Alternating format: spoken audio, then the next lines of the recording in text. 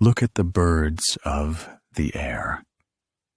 They neither sow, nor reap, nor gather into barns, and yet your heavenly Father feeds them. Are you not of more value than they? This passage truly shows us God's loving care. Jesus explains how birds are provided for without worry, reminding us of our immense worth to God and His unwavering attention to our needs.